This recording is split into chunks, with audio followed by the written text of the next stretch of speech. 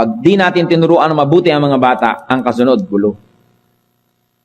If you do not win the children for Christ today, they can be your enemies tomorrow. If you do not teach them to respect you now, they are the first ones that will be disrespectful to you tomorrow.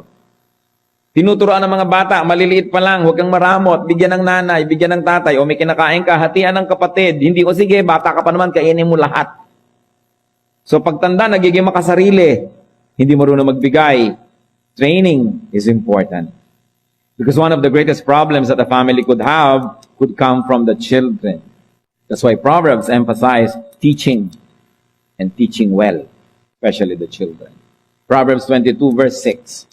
Train a child in the way he should go, and when he is old, he will not turn from it. Turuan agad. Bakit kung kayo po ba'y lumaki sa Ilocos at kumakain kayo ng mga dinengding at mga bagoong at kung ano-ano, na-outgrown nyo ba yon? Never! Kahit makarating kayo sa San Francisco, dalan nyo ang dinengding.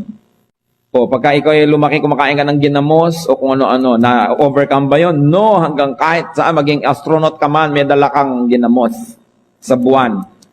Why? Because you were trained when you were a child to like it.